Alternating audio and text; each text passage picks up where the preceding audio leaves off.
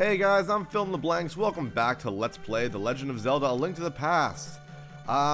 You might notice things are a little different, and that's because I had originally filmed the Swamp Palace, but I lost the footage. But I'd already saved afterwards, so instead of replaying all the game, I just loaded up an old save from the Game Boy Advance version of Legend of Zelda: Link to the Past. Thankfully, I'm at the Swamp Palace in that game, so we're going to be doing this dungeon on the Game Boy Advance version. Anyways, let's head on in. And there's actually not much to do at the beginning, as you can see. There's just a little talkie plate with the Elder. Objects in the light and dark world mimic one another. If the form of a thing changes in one world, it will change the shape of its twin in the other. And that's a pretty obvious hint. If you guys remember what we did in this place in the light world. Let's head on into the light world with the mirror.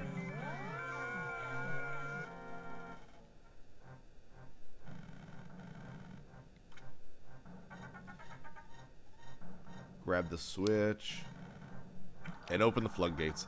If you need to, grab a fairy from this guy here, and then head on out and head right back into the dark world. It's kind of a cool puzzle that what you do in the light world affects the dark world. It doesn't actually happen very often in the game, so it's kind of cool that they did put this in there. Anyways, this is kind of the closest thing Link to the Past has to a water dungeon. It's not too difficult. It's actually pretty straightforward, I find. So yeah. Anyways, I've actually gotten a couple people asked me this question, and now is actually a really good time to answer it. And that's why I haven't been playing this on the Game Boy Advance version. Instead, I opted to play it on the original Super Nintendo version. And there's a couple reasons, I guess. One of the reasons why is well, listen to Link. That's so annoying. Having him yell every time I swing the sword, oh, it's just annoying. The other thing is I find the Game Boy Advance, usually when they port a Super NES game onto the Game Boy Advance, you're losing a little bit of quality, sound quality especially, and usually a little bit of visual quality. To be honest though, I find this port to be super well done. It looks almost exactly identical. It sounds pretty good too for a Game Boy Advance game. Just a side note, whenever you have your sword out, this thing here will shoot little balls where, like, kind of near where you are. So, you hold your sword out, it'll just keep going. Anyways, the other reason why is because the Game Boy Advance doesn't have enough buttons to emulate Link to the Past very well. So you're stuck using the R button a lot and the select buttons, and I'm really just not used to it, especially on a GameCube controller. Like, I was playing around with this for a couple minutes before I started recording, and I was like, I forgot how much I don't like the controls. And the sword is B, and using items A, and it's awkwardly placed. I don't know. It's not that the game's bad or anything, I just don't like it as much as the original version, so, you know.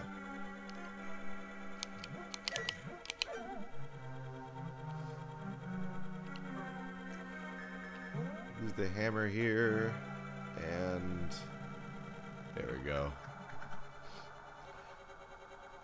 So yeah, in this playthrough, I guess I didn't, there's a couple things I haven't gotten and whatnot, so ignore the fact that maybe I'm missing an item or two, or I haven't visited the goddess to get me max bombs and arrows and that kind of thing, so I'm just glad I had the save file ready, just in case I had lost any footage, because that was frustrating, playing through this dungeon and then losing footage. Ugh, just frustrating. Oh well, it's not a long dungeon, it's not a complicated dungeon, so if I'm gonna redo a dungeon, it might as well be this one.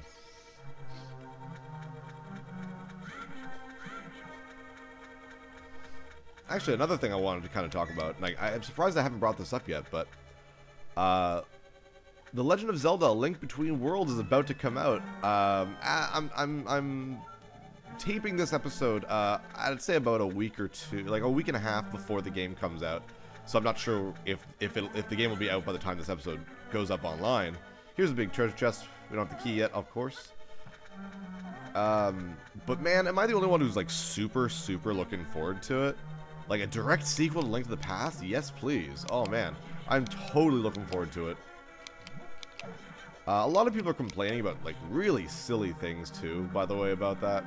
How, like, oh, there's another world, and it's like the Dark World, but it's called Hyrule, and it's, like, a silly pun, yes, Hyrule, Hyrule, ha ha ha. But, like, there's people genuinely upset. Like, oh, it's not called the Dark World?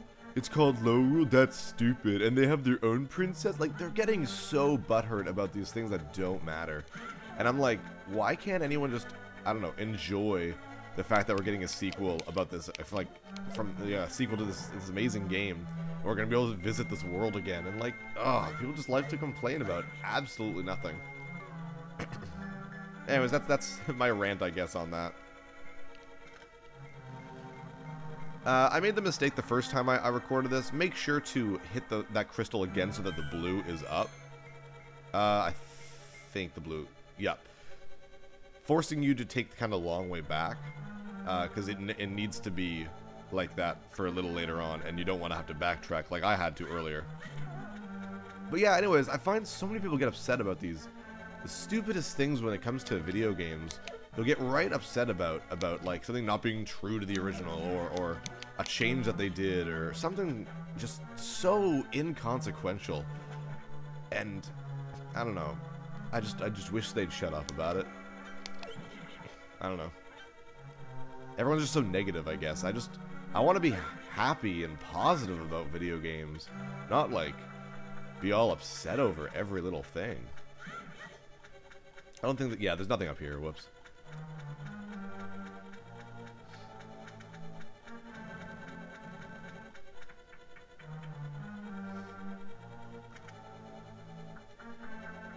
There we go. Again, dungeon's not very difficult. Might as well show you guys the map. There we go. Yeah, it's not even a very big dungeon, especially compared to what we're going to be seeing. Like the next dungeon, not super big, but like much more maze-like, for example. Ow, I should probably pay more attention here. But, Dungeon 4 isn't too big. It's Dungeon 5 that I find gets super, not big, but like super complicated and whatnot. We get some rupees. Have to jump back down here. We'll make our way back up there. Instead of falling left like I did, we'll fall to the right.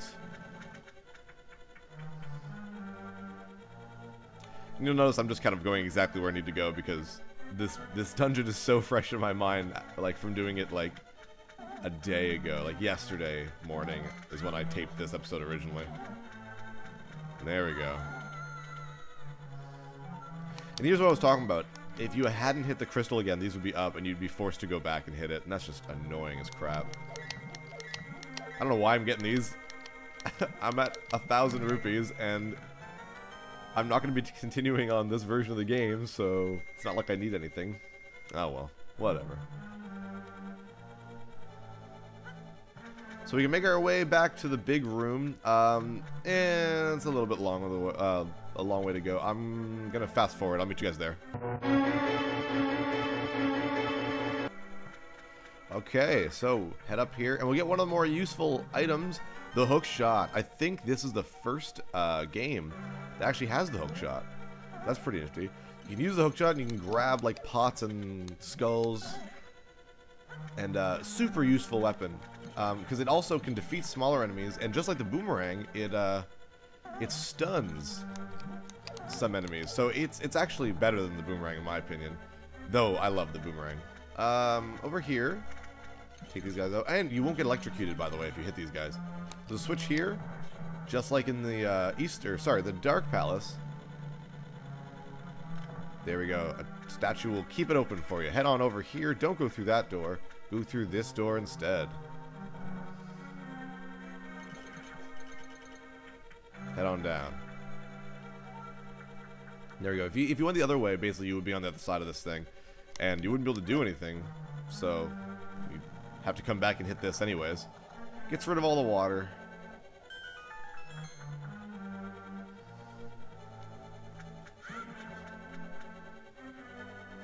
And whoops, want to go back down here. And if you had gone through that first door, you would have come out up here. But the water would still be up, so you still wouldn't be able to do anything.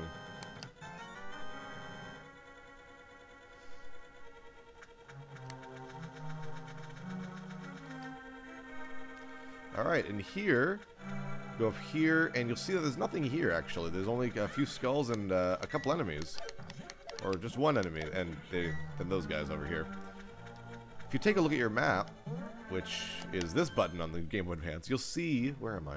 Oh, you'll see there that there is another room there, but there's no door. And I think this is a clever thing. Again, should happen more often. This one. No. This one. There. Love that. That's just really interesting. I like that. It's like how you can get to the Waterfall of Wishing just by kind of pushing against the waterfall. There we go. Nice full hearts.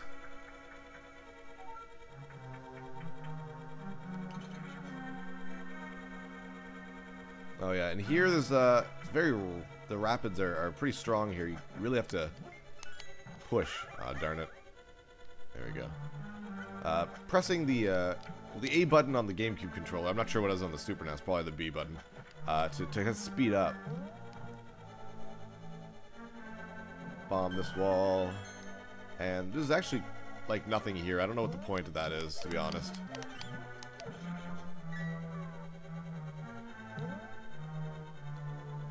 Head on down.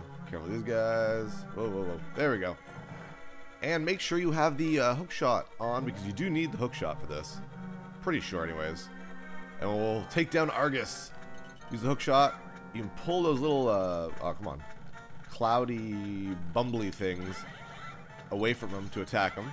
Just stay away from him, basically. He is super easy boss. Oops.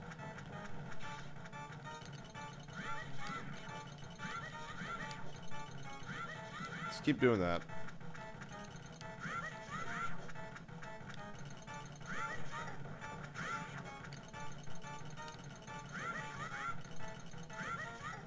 Oh man, I'm gonna get hit a lot more than I thought I would. There we go, come on.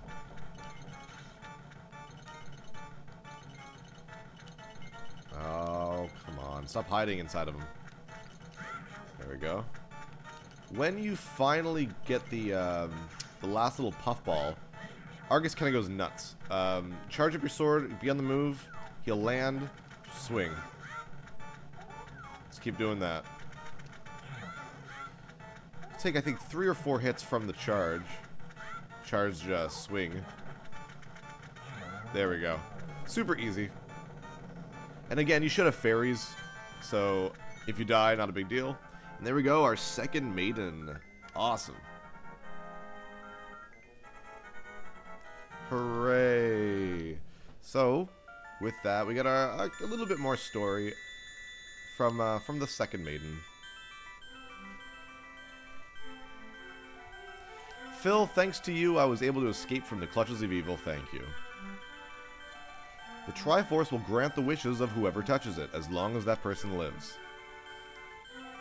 That is why it was hidden in the Golden Land. Only a select few were told of its location. But at some point, that knowledge was lost. The one who rediscovered the Golden Land was an evil thief named Ganondorf. And this is actually, I'm pretty sure, the first game where they call him Ganondorf instead of just Ganon. That's kind of cool. Luckily, he couldn't figure out how to return to the Light World. Well, remember that you have magical powers which only the hero can make use of. There are some other magical warping points like the one you saw on Death Mountain. By using them, you can go between the two worlds and find the evils hidden in the Dark World. You are the only one who can destroy Ganondorf the Thief. No, Ganon, the evil king of darkness. Do you understand? Yep. And she mentions those portals because basically it's trying to tell you, you know, there are other ones. Look around for them, because that before this dungeon, before we got the hookshot, is the only way to get into the Dark World, up near the Lost Woods and Kakariko Village. Speaking of the Lost Woods, that is where the third dungeon in the Dark World is. But first, there's only one thing to do before we head over there. We might as well do it now, because I think this might be a little bit of a shorter episode, because I kind of zoomed through that. Ooh, fairy! Kind of zoomed through that dungeon, because of I'd played it very recently. Head on over here, back up to the peninsula we originally couldn't escape. And now that we have the hookshot, you don't always have to go south anymore to exit that peninsula. Now that we have the hookshot anyways. Grab that, come up here, and there was a bridge here in the Light World, but of course there's not one now.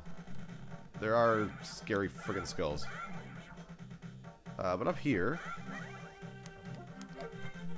Hook shot your way across. Woo! So that's awesome.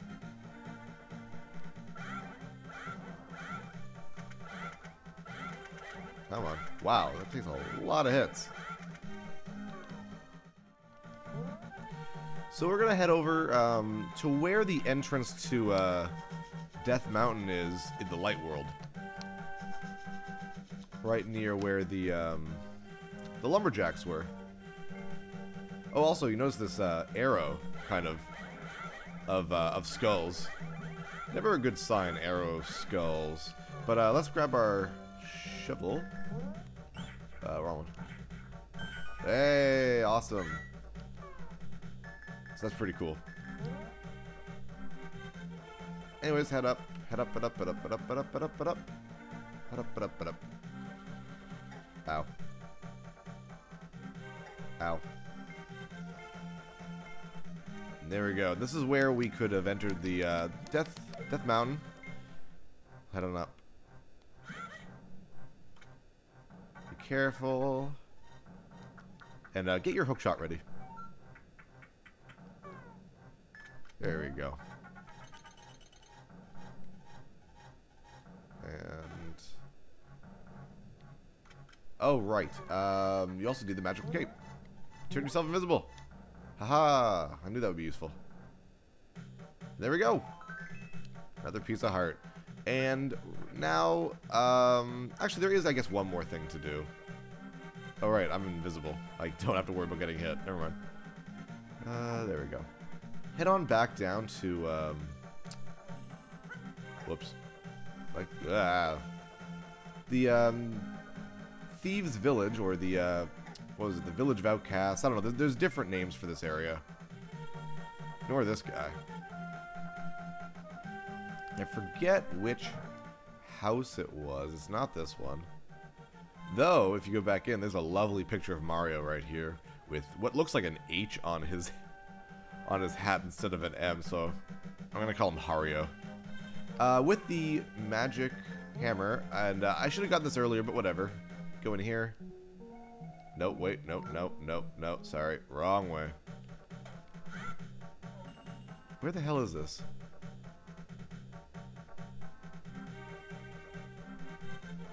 Ah, here it is. You bombed this place. It's already bombed here. And down here, 300 rupees. Woo! So grab that. Of course, don't grab it if you're nearing 1,000 rupees. And then feel free to go see the goddess to upgrade your arrows or bombs if need be. Make sure to always leave 100 rupees in your wallet just in case. You don't want to have to farm rupees if you do need something. So you know, be very mindful of that. So anyways, let's head on up. We are going to go into the Dark World, or sorry, the Lost Woods. I don't know what it's called in the Dark World, actually. Whoops. Ow, ow, ow. Let me go. Let's head on back up this way. This next dungeon, as you'll see in the next episode when we actually do the dungeon, has a ton of ways to get into it. I think there's like 5 different entrances to the dungeon. Nope, never mind. I was lost. Well, not lost, but I was in there for a couple minutes, and I think that was the wrong way to get into the dungeon. So instead, let's head on over to the entrance over here.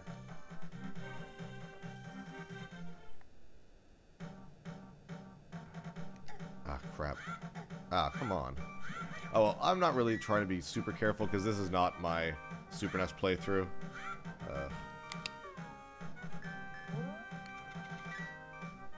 But, head on over here. Oh, come on.